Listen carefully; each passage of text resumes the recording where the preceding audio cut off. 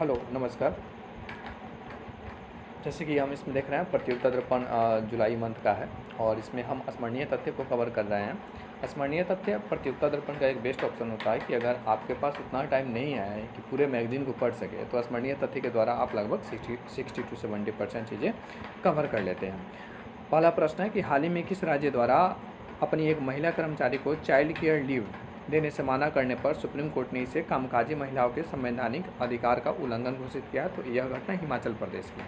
ठीक है, और इसमें यह प्रावधान होता है कि केंद्रीय सरकार महिला कर्मचारी को उनकी सेवा अवधि के दौरान 730 दिनों तक सवेतन अवकाश प्रदान करती है। सवेतन कहने का मतलब है वेतन के साथ, अवकाश तो देती ही है और उसका वेतन भी देती है, अवकाश का पैसा नहीं कटता है।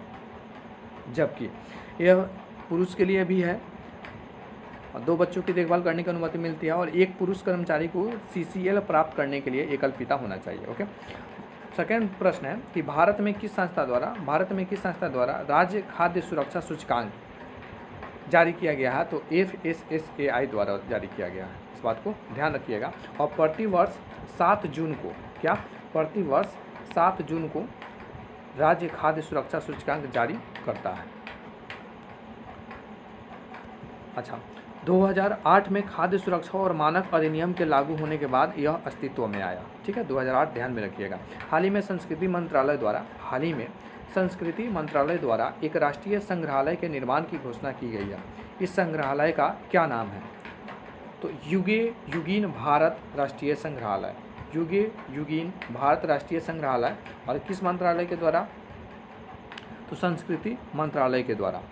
ठीक है, यह निर्माण की घोषणा किया गया है, संग्रहालय निर्माण की घोषणा किया गया और उस संग्रहालय का नाम क्या है? युगीन भारत राष्ट्रीय संग्रहालय। ठीक है, अच्छा आइए इसको थोड़ा ध्यान से देखते हैं। सेंट्रल विस्टा पुनर्विकास परियोजना के तहत एक हिस्से के रूप में राष्ट्रीय संग्रहालय का निर्माण फ्रांस के सहयोग के साथ किया जाएगा। किस देश के सहयोग के साथ किया जाएगा? तो फ्रांस के सहयोग के साथ किया जाएगा। निर्माण के बाद यह दुनिया का सबसे बड़ा संग्रहालय होगा। ठीक है, निर्माण के बाद यह दुनिया का सबसे बड़ा संग्रहालय होगा। 4 नंबर प्रश्न है, हाल ही में किस राज्य में एक महिला द्वारा विषैला पौधा ओलियंडर की पत्तियां खाने से मृत्यु हो गई है? हाल ही में किस राज्य में? तो यह घटना कहाँ की है? तो केरल की है, इसको ध्यान रखिएगा। ओलियंडर की पत्ती खाने से उसकी मृत्यु हो गई। ओके, हाल ही में देश की राजधानी नई दिल्ली में कंडमाला यानी मम्प्स से संबंधित मामलों से उल्लेखनीय वृद्धि देखी गई है। यह किस वायरस के कारण फैलता है? तो पैरामाइक्सो वायरस के कारण यह फैलता है। थिंक टैंक GTRI द्वारा प्रकाशित एक रिपोर्ट में लगभग 2 वर्ष के बाद भारत का सबसे बड़ा व्यापारिक भागीदार कौन बन गया है? तो वह चीन है। भारत का सबसे बड़ा व्यापारिक भागीदार कौन बना है? तो वह चीन है। 7 नंबर प्रश्न है कि हाल ही में किस संस्था द्वारा supersonic missile assistant release of torpedo यानी स्मार्ट का परीक्षण किया गया? तो DRDO के द्वारा। और इसका अध्यक्ष कौन है? तो समीर कामत है, ध्यान रखिएगा। अरे भाई क्या हो गया ये? समीर कामत है। ठीक है, 1 अप्रैल 2024 को रक्षा अनुसंधान और विकास संगठन यानी DRDO द्वारा अगली पीढ़ी के टारपीडो रिलीज सिस्टम का परीक्षण किया गया है। इसका उद्देश्य नौसेना की पनडुब्बी रोधी युद्ध क्षमताओं को बढ़ाना है।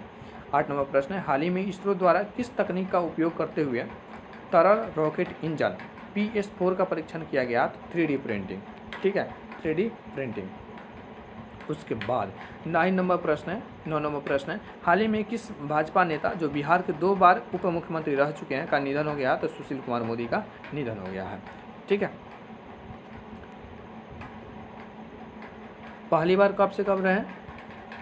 वह नवंबर 2005 से 2013 तक पहली बार और जुलाई 2017 से 2020 तक दूसरी बार मुख्यमंत्री रहे। इम्पोर्टेंट है, ध्यान रखिएगा अगर आप बिहार से हैं और बिहार से संबंधित कोई एग्ज़ाम देने जा रहे हैं तो।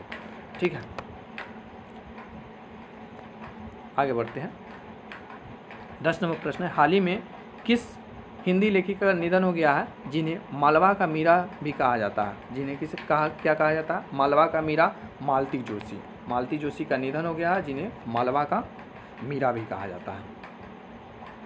प्रसिद्ध हिंदी लेखिका और पद्मश्री विजेता मालती जोशी का 90 वर्ष की आयु में निधन हो गया है। इनका प्रसिद्ध उपन्यास औरत एक रात है। भारत में सामान्य से अधिक तापमान की स्थिति में कौन सा संस्था लू या हीट वेव की चेतावनी जारी करता है? तो ये है भारतीय मौसम विभाग। क्या है? भारतीय मौसम विभाग। 12 नंबर प्रश्न है कि भारत के किस शहर में वर्ष 2025 में BWF विश्व जूनियर चैंपियनशिप का आयोजन किया जाएगा? तो गुवाहाटी यानी असम में। 13 नंबर प्रश्न है हाल ही में संपन्न इंडियन सुपर लीग यानी IPL का खिताब मुकाबला किस फुटबॉल क्लब ने जीता है? तो मुंबई सिटी फुटबॉल क्लब ने जीता है। ठीक है, मुंबई सिटी फुटबॉल क्लब ने यह जीता है। 14 नंबर प्रश्न है प्रतिवर्ष किस दिन विश्व प्रेस स्वतंत्रता दिवस मनाया जाता है? 3 मई को। ध्यान रखिएगा, प्रतिवर्ष किस दिन को विश्व प्रेस स्वतंत्रता दिवस मनाया जाता है? तो 3 मई को यह विश्व स्वतंत्रता प्रेस दिवस मनाया जाता है। ठीक है, और इसका थीम क्या है? ए प्रेस फॉर द प्लैनेट। ध्यान रखिएगा थीम को भी, a press for the planet इसका थीम है। ठीक है, और कौन सा क्रम है? 31वां है, इसको भी ध्यान रखिएगा। हाल ही में भारत के किस महान फुटबॉलर ने संन्यास की घोषणा की है? तो सुनील छेत्री। ठीक है, सुनील छेत्री ने अपना संन्यास की घोषणा की है। उन्हें अपने करियर में कुल 94 गोल किए हैं, यानी 94 गोल किए हैं। वह वर्तमान में अंतर्राष्ट्रीय गोल करने वालों की सर्वाधिक सूची में 4थे स्थान पर है। ध्यान रखिएगा, बहुत ही इंपॉर्टेंट है। आज के सेशन को हम यहीं पर समाप्त करेंगे। ठीक है, तब तक पढ़ते रहिए, बढ़ते रहिए, अपना ध्यान रखिए।